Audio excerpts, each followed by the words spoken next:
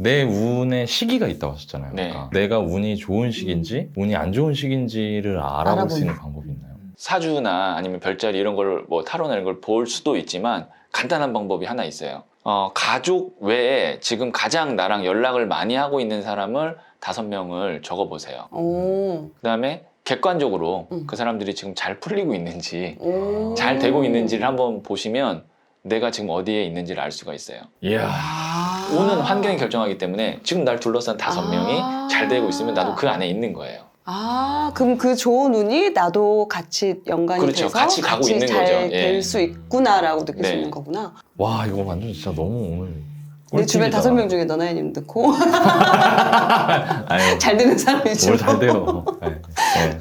그렇구나. 그럼 만약에 예를 들어서 그럼 지금 했는데 다행히 좋은 사람들 있으면 괜찮은데 그렇지 않은 경우 있잖아요. 주변에 내가 연락하는 사람마다 다 힘들고 아프고 막 이런 경우는 어떻게 해야 돼요? 사람들 바꿀 수도 없고. 가족이어도 저는 그런 경우에 가족이어도 최대한 연락을 잘 안 하고 네. 같이 살지 않는 네. 가족 같은 경우는 그게 가능할 수 있으니까. 같이 사는 가족이어도 만약에 부부 관계면 좀 그렇지만 만약에 뭐 어머니나 아버지일 수도 있잖아요. 근데 나랑 그냥 안 맞을 수도 있어요. 애초에 태어날 때부터 보통 그 가족과 상극으로 태어나는 경우가 많아요. 왜냐면 그 관계를 통해서 깨달음을 주고 성숙함을 주기 위해서 보통 뭐 어머니 아버지든 아니면 자녀든 아니면 뭐 부부든 그렇게 해서 한 명을 꼭 상극으로 준다고요. 그 우주 시스템 자체가. 이거 너무 그럼 이거는 소름 끼친다. 누군가 내 가족 너무 중에 많은 날 힘들게 말씀이신 하거나 것 나랑 같아요. 안 맞으면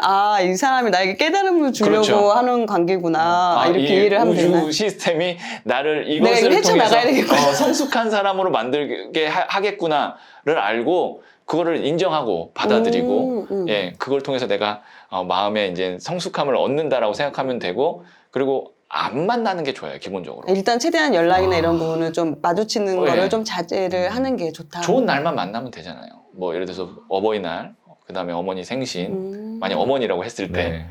이렇게 만나야 되는데 또 나랑도 안 맞지만 또 와이프랑도 안 맞을 수 있잖아요. 근데 그걸 굳이 묶어가지고 힘들게 할 필요가 없다는 얘기죠. 맞아요, 네. 맞아요. 그러면서 내 운이 안 좋아지는구나. 그렇죠. 주변이 안 좋아지니까. 관계도 예. 안 좋아지고. 가장 가까운 사람이 지금 불행해지잖아요. 그러면 나도 불행하지만 그럼 그걸로 이제 운이 안 좋아질 수 있는 거죠. 그러면 가족 같은 경우도 그렇고 그럼 주변인 같은 경우는 진짜 더 연락을 네. 최대한 좀 안 하는 식으로 너무 이게 해야겠네요. 냉정하다, 이기적이다라고 생각할 수 있지만 그러니까 평생 안 하는 게 아니라 네, 잠깐 요 그 시기에 안 하는 네, 거니까. 안 하고, 네. 그리고 나도 뭔가 좀 자중하고 준비하고 있고. 그러니까 사람이 타이밍으로 치면 확장하느냐, 유지하느냐 2개 중에 하나라고 한다면 그럴 때는 유지하는 게 좋은 거죠. 확장하는 타이밍은 어차피 오니까. 선생님. 야 오늘 진짜. 자, 그러면 일단 그 지금 주변에 안 좋은 인연들은 어느 정도 좀 정리를 했어요. 그러면 그래도 좀 나한테 좋은 인연을 좀 만나고 싶을 거잖아요. 네. 진짜 인생에 정말 혹시 작가님은 인생의 귀인을 만나셨나요? 저는 귀인 덕분에 인생이 정말 많이 달라졌고 그거를 귀인은 마치 종합 선물 세트와 같아요. 내가 필요한 거를 한 번에 다 가져다 주는 경우도 있고 내가 10년을 해도 안 됐던 거를 한 달 만에 해결해 줄 수도 있는 게 귀인이거든요. 뭐 이런 얘기하면 좀 그렇지만 저는 이제 와이프가 저한테 참 아내가 저도 그래요. 저 아내가- 남편이 귀인이라고 예. 생각해요. 네. 그런 분위기로 이제 웃었는데 저 역시. 다들 다 첫 번째 귀인은 첫 번째는 배우자죠. 네, 배우자. 그럼요. 배우자가 참 귀인으로 내가 타로 전문 한사를 봤지만 편집 잘합시다. 배우자가 참 귀인으로 저한테 이제 와서 인생이 참 달라졌고 또 이제 저 같은 경우는 이런 운명학을 공부를 하다 보니까 한 30년, 20년 공부를 통해서 깨달음을 얻으신 분들이 있어요.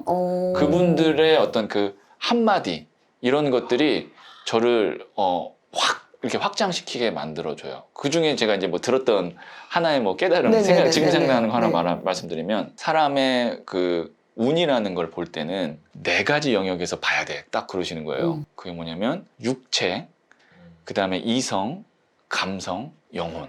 이 4가지의 영역으로 다 보고 어떤 밸런스가 맞는지를 봐야 돼. 딱 했는데 그 말 한마디가 저의 이 타로 상담의 폭을 훨씬 더 넓게 스펙트럼을 넓게 해줬어요. 그 다음에 이 사람은 이 영혼의 나이가 있어. 30살이어도 영혼의 나이가 100살인 사람이 있고 70살이어도 영혼의 나이가 10살인 사람이 있어. 그런 어떤 개념들이 있어요.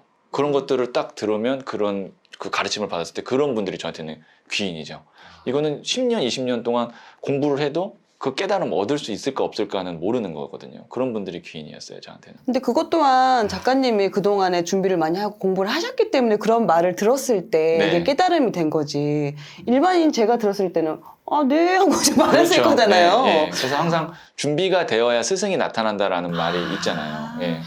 그러니까 그것도 받아들일 준비가 됐을 때 이제 저한테 그분들이 왔고 그 대화가 갑자기 맥락 없이 저한테 와가지고 그렇죠. 네 가지를 받아 이러진 않는단 말이에요. 그렇죠. 그 앞단에 대화가 쭉 있었는데 그걸 제가 이제 그 대화를 이렇게 티키타카 할 정도가 되니까 그 마지막 결론을 들을 수가 있었던 거죠. 네. 너나님도 귀인이 있으시죠? 노바라님하고 저는 지금 너무 말씀이 와닿는 게 대부분 뭐 어떤 내적 외적 그런 성장들 제가 경험한 그런 성장들은 이렇게 되진 않았어요. 계단. 이렇게 가는 거죠. 맞습니다. 맞아요. 계단. 예. 근데 이렇게 하다가 그 티핑 포인트가 그 말 한마디거든요. 맞아요. 지금 저는 그래서 맞아, 너무 맞아, 공감이 돼요. 맞아. 우리 선생님께서 정혜노님께서 말씀하셨던 게 연구 열심히 하고 하시면서 차곡차곡 쌓이다가 마지막에 풀리지 않는 그 하나의 고리를 한 단계 올라가기 위해서. 네, 딱 이제 들으면서 확 올라가는 거죠. 그러니까 저는 어떤 느낌을 받냐면 어두운 동굴에 있다가 불이 켜져서 환해져서 주변이 다 보이는 그러다 또 어두운 동굴을 가다가 환해지고 그런 느낌을 받아요. 너무 궁금하다. 이쪽 분야에 좀 재밌는 일을 하나 말씀드릴까요? 네. 그 소림사에 가면 이제 제자들이 한 뭐 수백 명이 다 이렇게 하고 네. 있잖아요. 그러면 그 스승이 그 중에 한 명을 후계자로 딱 찍어요. 근데 네가 후계자야. 그럼 나머지 99명은 어떻게? 동기부여가 안 뜬금이잖아요. 생기잖아요. 네. 걔만 또 따로 특별히 지도를 할 수 없잖아요. 그러면 딱 수련을 할 때 귀에다가 한마디를 딱 해주는데 만약에 이렇게 하고 있잖아요. 태국권 하고 있잖아요. 오른손에는 뜨거운 불이 있다라고 생각하고 왼손에는 차가운 얼음이 있다라고 생각해. 그러면 걔한테만 그 말을 쓱 해주는 거예요. 그럼 남들은 그냥 이렇게 하고 있지만 걔는 음양의 조화를 계속 하고 있는 거예요. 그러면 결국에는 그게 시간이 지나면 그 사람만 실력이 월등해지는 거예요. 그 말 한마디. 그거가 어떻게 보면은 나중에 큰 차이를 운명하게 다 그래요. 그러니까 관상도 이제 그 관상가 선생님이 계시면 스승이 있으면 그 밑에 제자들이 한 100명 있잖아요. 또 후계자를 정해야 되잖아요. 그럼 이런데 이제 뭐 돌아가실 때 그 후계자한테만 잠깐만 할 말이 있다고 귀에다가 뭐 코가 토야 뭐 이런 어떤 그 자기만의 어떤 그 깨달음을 한마디 딱 해주면 그 기준이 생기면 완전히 달라지는 거예요. 상담 자체가. 그런 한마디가 깨달음을 준다고 하더라고요.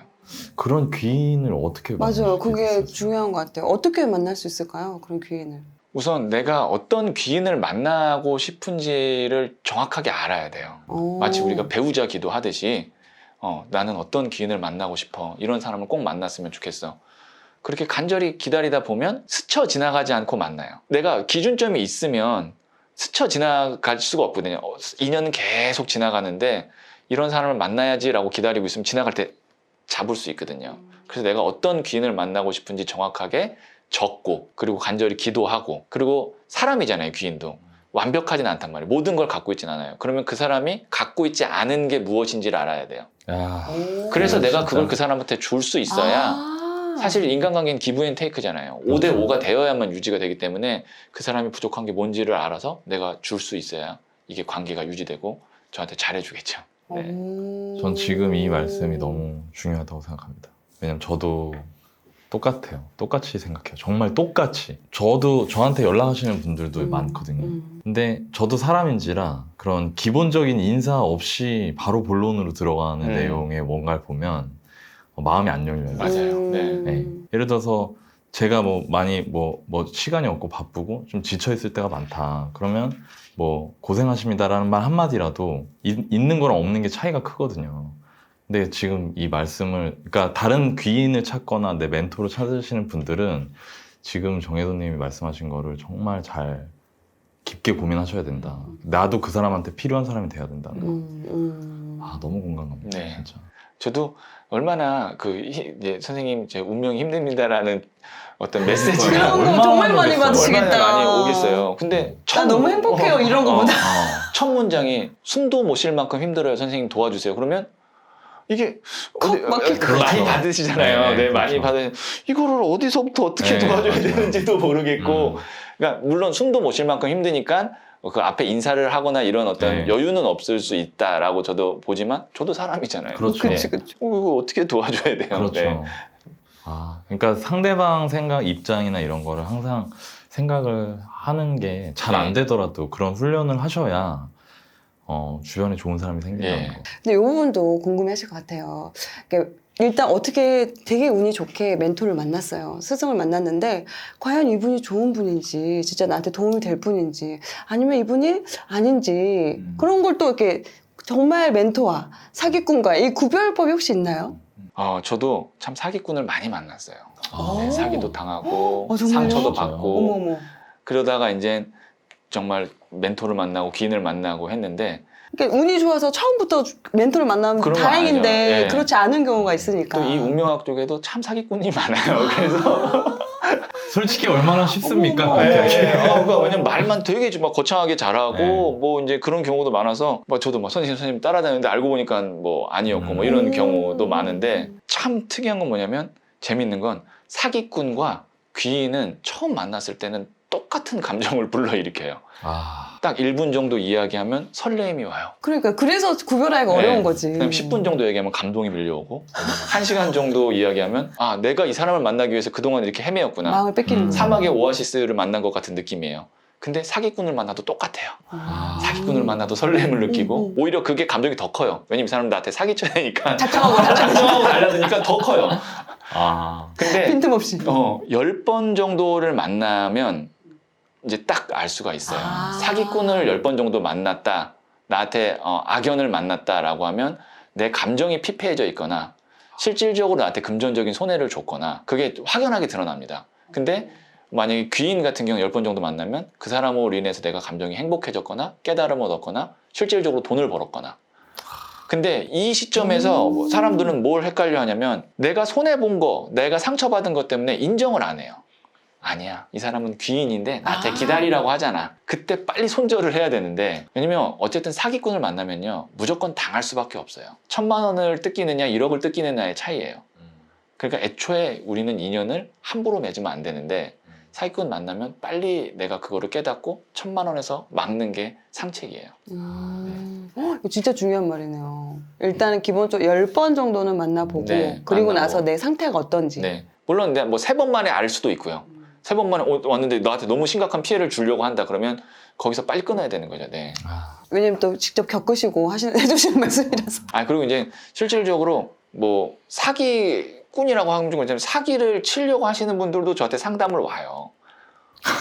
뭐 그렇잖아요. 뭐 어떻게 하면 내가 더 잘 칠 수 있나? 이거를 잘할 수 있나? 어머, 웬일이야. 이걸 잘할 수 있나? 예. 근데 그분들은 자기가 사기친다고 생각 안 해요. 이거를 내가 사기쳐야지라고 하는 그게 아니고 본인도 본인을 속이고 있어요. 그래서 타인을 속일 수 있는 거거든요. 진짜 소름 끼친다. 결과가 사기가 되는 거지 어머. 애초에 사기쳐야지라고 하는 사람은 그렇게 생각보다 많지는 않더라고요. 아니 이쪽에 그런 게 많으니까요. 아무래도 이제 금전적으로 연결된 부분은 특히나 많죠. 더 네, 많죠. 엄청 많죠. 네. 그러니까 저는 그냥 그렇게 말하거든요. 남이 돈 벌어준다는 거를 아예 믿질 마라. 예, 그런 건 없다 세상에. 그러니까 내가 뭐 방법을 가르쳐 줄 수는 있죠. 네. 근데 이렇게 저한테 맡기면 제가 어떻게 해드릴게요는 난 잘 모르겠다. 나는 그렇게 해본 적도 없고 그런 사람 본 적도 없으니까 실제로 부자 중에. 근데도 그렇게 끊임없이 당하시더라고요. 사기는 어떨 때 당하냐면 욕심이 생길 때 맞아요. 그 틈을 사기를 치는 사람은 정확히 치고 들어와요. 내가 갖고 있는 것보다 더 많은 거를 가지려고 하면 요 틈이 생기잖아요. 요거를 사기꾼들은 정확하게 봅니다. 그래서 그만큼 그대로 들어와요. 야, 그것도 기술이다. 기술이죠. 예. 네. 그 사람이 모든 그런 거의 원인은 욕심 플러스 제 생각에 게으름인 거. 그렇죠. 예. 노력 안 하고 예. 얻으려고 하는 거. 그걸 치고 들어오는 거 같아요. 그래, 예. 네. 그 공식이 있어요. 사기를 치시는 분들도 정확하게 그 공식이 있어서 거기 프로세스에 들어가면 빠져나오기 쉽지 빠져나올 않아요. 수가 없죠. 예, 빠져나오기 쉽지 않아요. 네. 그러니까 애초에 욕심과 그런 게으름을 잘 컨트롤 하시는 게. 확실히 그런 것 같네요. 제 주변에서 보면은 제가 이제 이쪽 일을 하고 있으니까 막 이야기를 하고 막 알려줘 막 이렇게 아니면 자금을 이렇게 이야기를 되게 쉽게 해요. 근데 너무 그 위험한 발상이거든요. 음. 아, 근데 이렇게 당할 수도 있겠다. 이렇게 사기를 칠 수도 있겠다. 그런 생각이 들 때가 있어요. 아, 요즘에 너무 마음 아픈 일들이 많아서. 그 얼마 전에 코인 그것도 어떤 여자분이 사기쳤잖아요. 아, 유튜브 코인. 그 유튜브에 유튜브 자기 얼굴을 드러내고 유튜브 사기칠 거라고 사람들이 생각을 못 하는 거야. 맞아요. 그래서 뭐 보이스피싱 같은 것도 맞아. 아, 그거 왜 당해? 라고 하잖아요. 근데 보이스피싱은 어떨 때 당하냐면 내가 돈이 급하게 필요할 때 뭐 이렇게 하면 대출을 해줄 수 있습니다. 그런 경우에 많이 당하더라고요. 그러니까 내가 뭔가 급하고 욕심이 있거나 뭐 이럴 때 이성적 판단을 못할 때 딱 사기를 당하더라고요. 또 보면 혹시 인생에서 이렇게 운이 좀 바뀔 때 나타나는 혹시 그런 징조가 있나요? 우리가 알아볼 수 있는 그런 징조? 운이 바뀌는 거는 운이 어디서 오느냐를 알아야 되는데 운은 우리 이 지구를 이루고 있는 삼원, 천지인에서 오는데 여기에서 나타나는 징조들을 보면 돼요.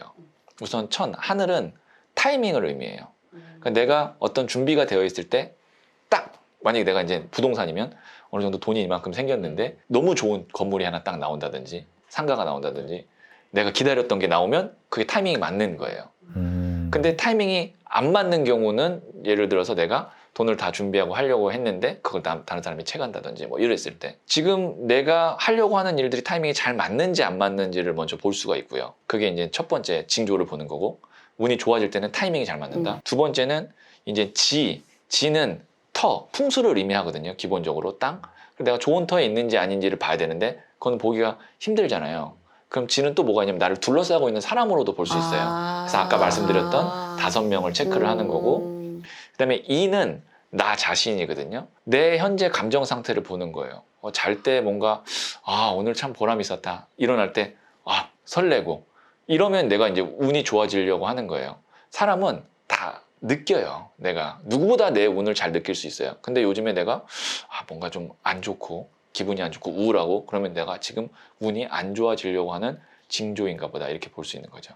우리가 불안할 때 있잖아요. 뭔가 왠지 불안할 때 그때는 운이 안 좋아지려고 하는 징조가 아니고 운이 변하려고 하는 징조예요. 그러니까 그 두 개의 차이를 명확하게 알기가 쉽지 않을 것 왜냐면 같아요. 사람은 불안해야 행동해요. 불안해야 뭔가 노력을 해요. 맞아. 내가 너무 좋다 요즘에 이러면 노력 안 한단 말이에요. 가만히 있어요. 맞아요. 근데 불안하다는 건 뭔가 변화를 하려고 이제 이 사람이 노력한다라는 징조거든요. 그래서 불안할 때 이 사람이 운이 좋게 갈지 나쁘게 갈지 그 기점에 서 있는 거예요. 변화. 약간 위기의식을 느낀다거나. 그렇죠. 왜냐면 노력이 운을 작동하게 해요. 노력하지 않으면 운은 긍정도 아니고 부정도 아니에요. 그래서 불안하면 노력하고 운이 변할 거고 그때 귀인을 만나느냐 그때 타이밍이 있느냐에 따라서 운이 좋을지 나쁠지가 결정이 되는 거죠. 노력이 운을 작동한다. 네, 노력이 운을 작동해요. 이게 가만히 있는다고 되는 게 아니네. 아무것도 안 하면은 그렇지. 운이고 뭐시고. 없는 거지. 없는 거예요. 네. 그 결정적인 부분을 물론 똑같이 한다고 똑같이 결과가 나오는 건 아니겠지만 운때에 따라서 그걸 하는 게 내 상황을 바꿀 수 있는.